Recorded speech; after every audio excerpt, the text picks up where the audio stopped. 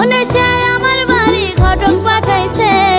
দুষ্টু একটা ছেলে আমায় পাগল করেছে, সে যে মিষ্টি করে ভালোবাসার পত্র দিয়েছে।